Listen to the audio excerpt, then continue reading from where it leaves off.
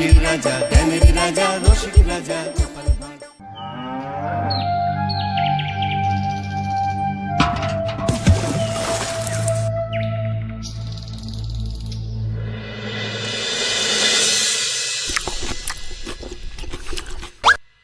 হে কি, জল নেই? জল শেষ হয়ে গেল নাকি? এই জানো তো, গ্রামের সব জলাশয়ের জলস্তর না নেমে গেছে, পুকুরও শুকিয়ে গেছে, কুয়োতে জল অনেক নিচে চলে গেছে। কি যে হবে কে জানে। এই বছর তো বৃষ্টি হয়েছে কম, তার উপর মানুষজন জল ব্যবহারের চেয়ে নষ্ট করে বেশি। দেখি, মহারাজকে বলতে হবে।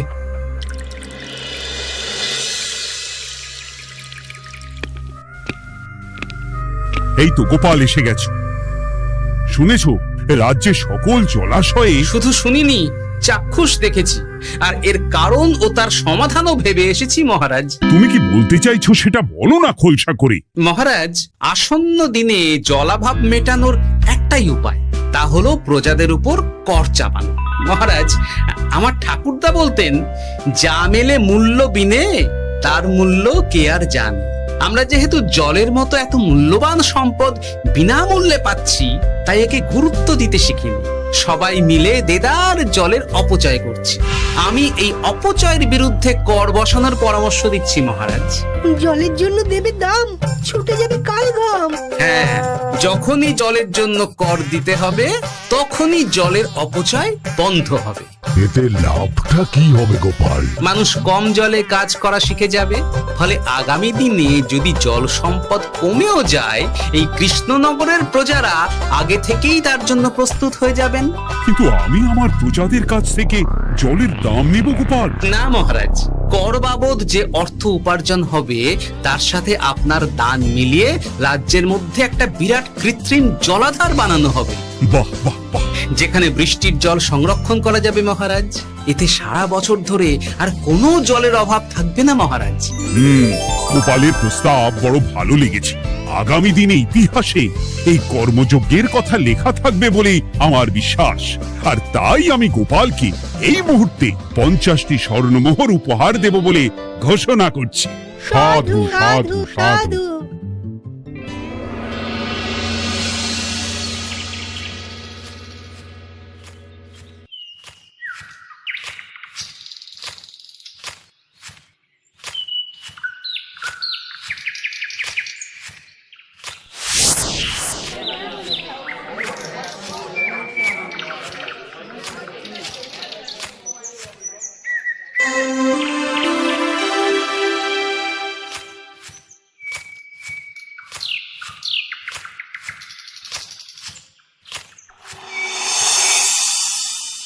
মানে আমার এই এতটুকু স্বাদ তুমি পূর্ণ করবে না? আমি কি নিজের জন্য চেয়েছি নাকি? সবই তো পাবে তোমার মেয়ে আর জামাই। হ্যাঁ, সে বুঝেছি গিন্নি, তাই বলে এতগুলো মুদ্রা আমি খরচ করতে পারবো না। পারবে না? আমি তাঁতির বাড়ি থেকে মেয়ে জামাইয়ের জন্য কয়েকটা শাড়ি আর ভালো পাঞ্জাবি কিনে একটু পাঠাবো। কিন্তু এখন আমার কাছে অত মুদ্রা নেই গিন্নি, পরে পেলে আমি ঠিক তোমার স্বাদ পূরণ করব। আবার বাজে কথা বলার জায়গা পাও না তুমি। এতক্ষণ কোথায় ছিলে গো? আমি বেলায় নদীর পাড়ে গিয়েছিলাম, তখন কমলা আমাকে বলল তোমায় নাকি দেখেছে। কি দেখেছি?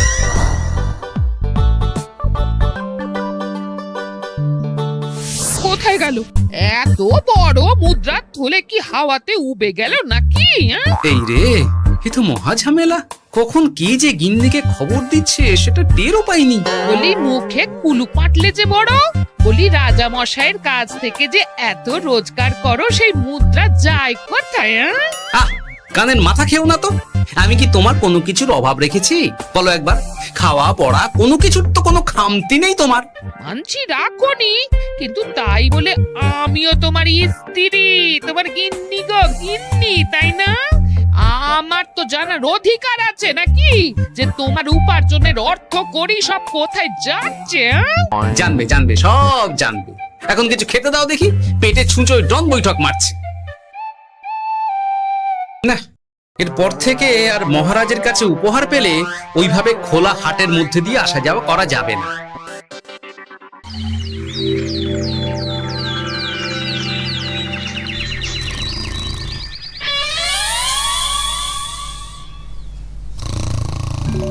আমার আর কোনো চিন্তা নেই গোপাল।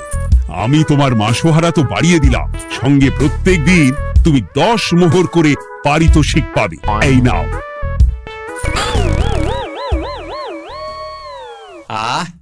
এই ভোরবেলায় একটা জব্বর স্বপ্ন দেখা গেল বটে। এই স্বপ্ন খুলে গেলে আর কোনো চিন্তা নেই। গিন্নি, ও গিন্নি, বলি গেলে কোথায়? গিন্নি, সারা নেই? ও গিন্নি, রাগ করলে নাকি গো? আরে এসো এসো, এমন একটা স্বপ্ন দেখেছি না যে তোমার আর কোনো চিন্তা থাকবে না গিন্নি। মোহর আর মুদ্রা একেবারে ঝরে পড়বে গো।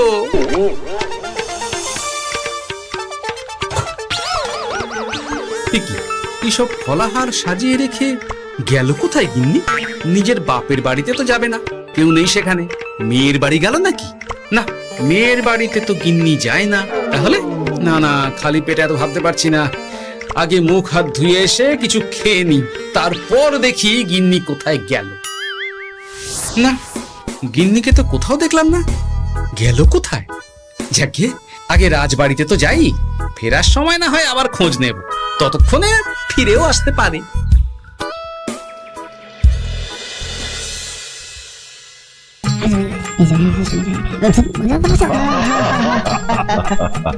বাহ বাহ বাহ, একেই বোধহয় বলে সঙ্গগুণ।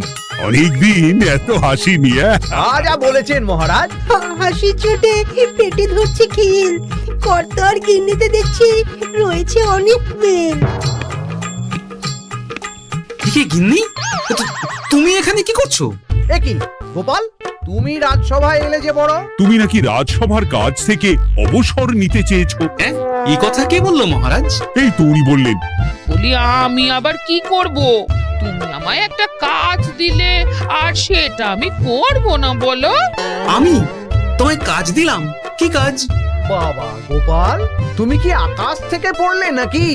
তুমিই তো তোমার গিন্নিকে বলে পাঠিয়েছো যে তুমি আর রাজসভার কাজে যোগ দিতে চাও না। তোমার নাকি আর কাজে মতি নেই, তুমি বিশ্রাম চাও। এই রে, গিন্নি দেখি ভয়ঙ্কর চাল দিয়েছে। আমার নামে রাজসভায় এসে এইসব বলেছে।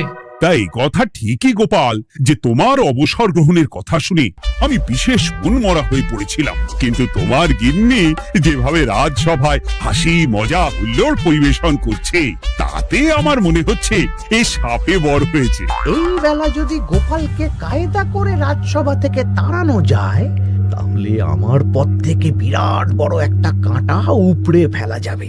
গোপাল গিন্নি সবার মধ্যে বিলিয়েছেন হাসি, তার জন্য রাজামশাই হয়েছেন ভারী খুশি। হ্যাঁ গোপাল, তাই আমি ঠিক করেছি তোমার স্থানে আমি তোমার গিন্নিকেই বহাল করব। হ্যাঁ, তোমার সঙ্গে ঘর সংসার করে ওর বুদ্ধি বেশ খোলতাই হয়েছে, সেটা বোঝাই যাচ্ছে। এছাড়াও আমাদের অনেক পরামর্শ দিয়ে সাহায্যও করতে পারবে। তাছাড়া উনি মহিলা বলে অন্দরমহলেও যেতে পারবেন, রানীমাও খুশি হবেন বলেই তো আমার বিশ্বাস। কি গোপাল গিন্নি, তোমার এই কাজ করতে কোনো আপত্তি নেই তো? আপত্তি কেন থাকবে মহারাজ? আমি ধন্য আপনি আমায় এত বড় সম্মান দিচ্ছেন বলে। এ তুমি আমার কত বড় সর্বনাশ করলে গিন্নি। তুমি কিনা শেষে আমার চাকরিটাই খেলে। এটা গোপালের জন্য বড় ভালো হলো, তাই না? কোনো কাজ করতে হবে না, কিন্তু রোজগার আগের মতোই থাকবে। অবসর আর উপার্জন একসাথে। না হে গোপাল, তুমি আর এখানে কাঁচু মাচু মুখে দাঁড়িয়ে না থেকে নিজের বিশ্রামে ব্যাঘাত ঘটিও না। আমাকে সবার কাজ শুরু করতে দাও। যথা আজ্ঞা মহারাজ।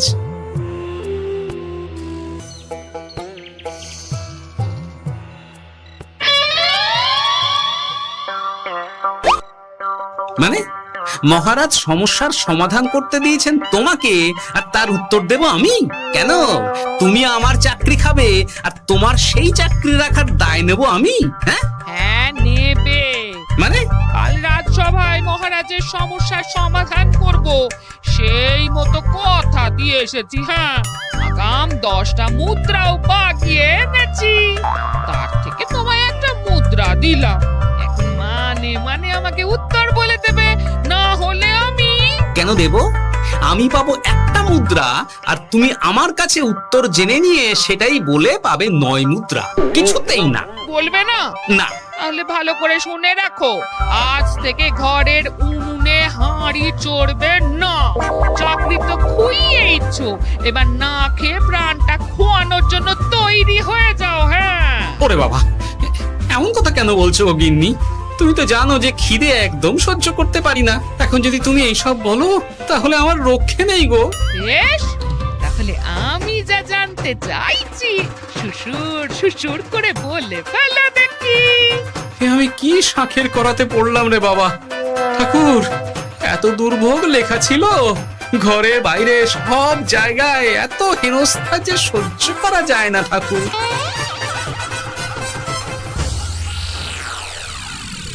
একেই তো বলে গো গিন্নি, মেঘ না চাইতেই জল।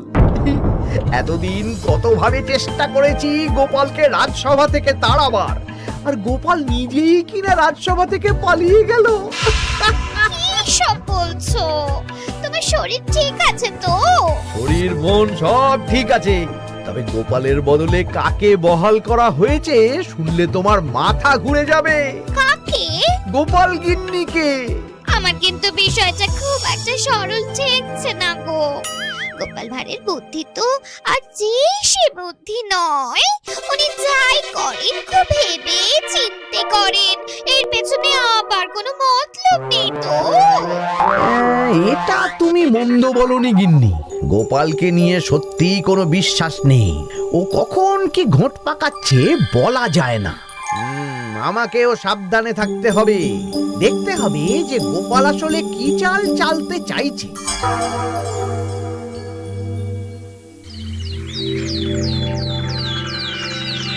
হ্যাঁ গোপাল গিন্নি, এই একটাই প্রশ্ন আমায় সারা রাত ধরে জাগিয়ে রেখেছে। মানুষ মরে ভূত হয়, ভূত কি মরে? তাহলে ভূত মরলে কি হয়? ইয়ে মানে মহারাজ, এই প্রশ্নের উত্তর আমার আজকে দিতে ইচ্ছে করছে না। হ্যাঁ, আমি না হয় আপনাকে আগামীকাল এই প্রশ্নের উত্তর দেব, ঠিক আছে? হ্যাঁ, গাছ থেকে পড়ে গেলে জাপটে ধরে ডালকে। আজকের প্রশ্নের উত্তর উনি দেবেন কালকে। না হে গোপাল গিন্নি, তা হয় না। এই প্রশ্ন আমাকে সারা রাত বিচলিত করেছে। আবার যদি আজকেও এই প্রশ্নের উত্তর না পাই তাহলে তো আবার একটা নিদ্রাহীন রাত আমাকে কাটাতে হবে। ইয়ে মানে আমি বলছিলাম কি মহারাজ, গোপাল গিন্নি তো সদ্য এই কাজে বহাল হয়েছে, তাই তাকে তো একটু সময় দেওয়া দরকার নাকি? কিন্তু প্রশ্নের উত্তর না পেলে যদি মহারাজের শরীর খারাপ হয় তার দায় কে নেবে মন্ত্রী মশাই? এই রে, এখন আমি কি করব? এ তো মহা বিপদে পড়লাম দেখছি। আচ্ছা মহারাজ, ঠিক আছে ঠিক আছে, আমি এই প্রশ্নের উত্তর দেব, কিন্তু আমার না একটু সমস্যা আছে। খোলা হাওয়াতে গিয়ে না দাঁড়ালে আমার ঠিক মাথা খোলে না, তাই বলছিলাম। তাই না হয় যাও, হাওয়া খেয়ে এসে মাথাটা খোলতাই করে নাও, কিন্তু এই প্রশ্নের উত্তর আমাকে আজকেই দিতে হবে। হ্যাঁ, উফ, এই যে কি সমস্যা! সারাদিন ঘরে বসে থেকে থেকে তো আমার সারা গায়ে বাদ ধরে গেল। সেই সকালবেলা আমাকে ফলাহার কুড়িয়ে দিয়ে গিন্নি তো চলে গেছে রাজবাড়িতে চাকরি করতে। এদিকে আমার যে পেটে কিচ্ছুটি নেই, তার কি হবে? মহারাজ দোকানে গিয়ে যে ভালো মন্দ খাবো তারও উপায় নেই, তাহলেই তো কাঁড়ি কাঁড়ি খরচা। না, একবার দেখি তো উনুন ধরিয়ে অন্তত ভাতটা চাপাতে পারি কিনা, তাহলে গিন্নির ওই হাঁড়ি না চড়ার হুমকির হাত থেকে অন্তত বাঁচা যাবে।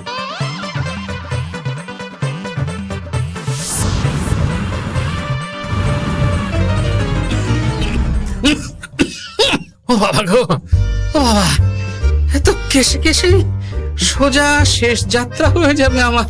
না, এর চেয়ে না খেয়ে মরাও ঢের ভালো। দেখি তুমি বাড়িতে কেন? এত হাঁপাচ্ছ কেন? সাড়ে তাড়া করেছে নাকি? আরে না গো, মানুষ মরে ভূত হয়, ভূত কি মরে? তাহলে ভূত মরলে কি হয়? খোলা হাওয়াতে গিয়ে না দাঁড়ালে আমার ঠিক মাথা খোলে না। ও, এই হলো ব্যাপার। বেশ, এর উত্তর তোমায় আমি বলে দিচ্ছি। ভূত মরে প্রথমে এক ঝুড়ি অন্ধকার হয়, সেই অন্ধকার হাওয়াতে উড়ে বেড়ায়। এক সময় সেই অন্ধকার পাতলা হতে হতে কুয়াশার মতো হয়ে যায়। ব্যাস, মিটে গেল। ব্যাস, মিটে গেল। যদি রাজা মশাই এই কথা বিশ্বাস না করেন, হ্যাঁ, তুমি হলপ করে বলবে আপনি যখন মরবেন একদম মিলিয়ে নেবেন মহারাজ। এর চেয়ে এক পা এদিক ওদিক হয় না যেন। হ্যাঁ, এই না হলে তুমি গোপাল ভাঁড়, হ্যাঁ? বুঝেছো তাহলে? এই তুমি চিন্তা করো না, রাজবাড়ি থেকে ফেরার সময় আমি তোমার জন্য অনেক অনেক বাজার করে আনবো, ঠিক আছে? এই আমি যাই। এ তো ভারী মজা হলো। মহারাজ তক্ষুনি প্রশ্নের উত্তর চাইলে গিন্নি এইভাবে সেই রাজবাড়ি থেকে দুধ দাঁড়িয়ে ছুটে আসছে উত্তর জানতে। আমাকে তুমি একটা চাল দিয়ে কুপকাত করেছে তো গিন্নি। এইবার বুঝবে কত ধানে কত চাল।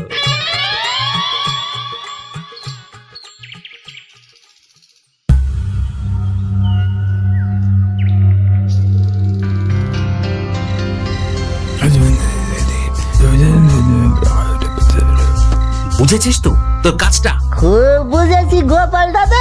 নেই, এবার লেগে পড় দেখি।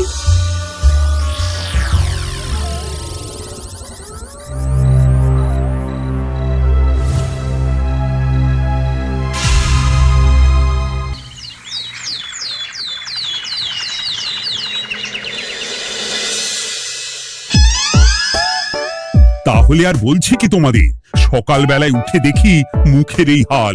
এই কাণ্ড কি করে হলো মহারাজ? তার আমি কি জানি। আমি সকালে উঠে আয়নায় নিজেকে এই অবস্থায় দেখে খুব চিন্তায় রয়েছি। গোপাল গিন্নি, আগে মহারাজ, গোপাল থাকলে যে কাজ করতো সেটা তো তোমাকেই করতে হবে, বলতে হবে এর সমাধান কি। হ্যাঁ মানে আমি হ্যাঁ হ্যাঁ, আমার মনে আছে। তোমার তো আবার হাওয়া না খেলে চলে না। যাও যাও, তাড়াতাড়ি হাওয়া খেয়ে এর উত্তর নিয়ে এসো।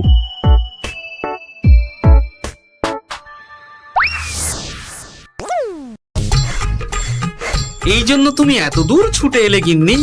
মহারাজকে বলবে যে তিনি যেন আজ রাতে চাদরটা মুখে ভালো করে মুড়িয়ে ঘুমান, তাহলেই মিটে যাবে। এই রং চলে যাবে আর নতুন করে কিছু হবেও না। ও মা, বলি এত সোজা সমাধান, হ্যাঁ? তা নয় তো কি?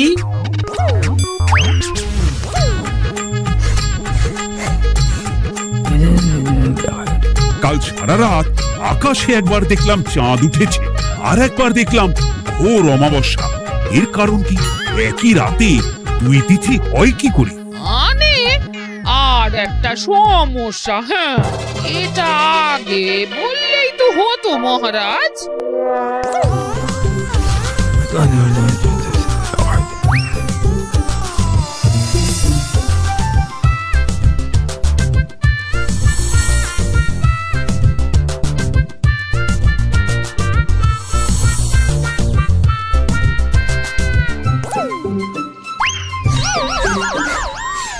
কি তুমি হাওয়া খেতে গিয়ে এইভাবে খাবি খাচ্ছ কেন গোপাল গিন্নি? এর কারণ আমি জানি মহারাজ। সে কি কাণ্ড! তুমি কি করে জানলে?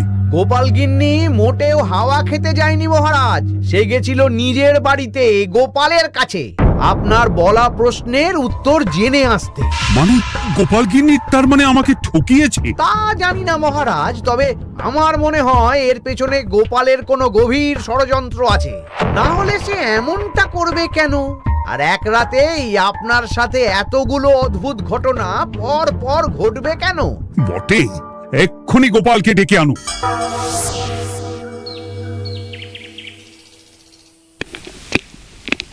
না মহারাজ, আমি সত্যি অবসর চেয়েছিলাম, আর তাই আমার গিন্নি আপনার কাছে এসে বলেছিল। ওর কোনো দোষ নেই মহারাজ।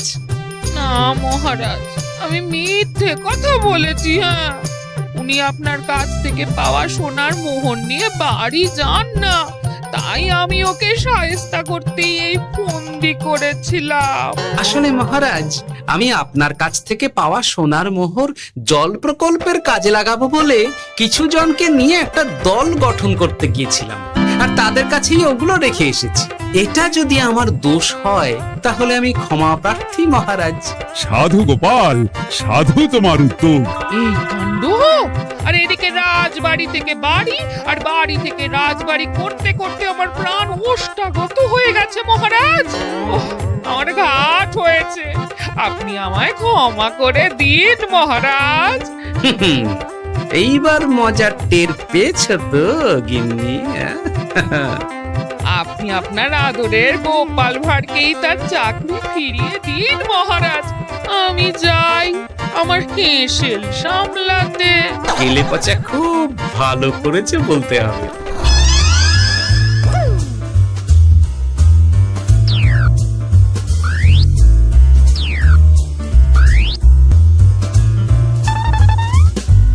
তবে মহারাজ, অমাবস্যা পূর্ণিমা সব আমার বুদ্ধিতেই কেলেপচা করেছিল। আপনার ওই মুখের রং,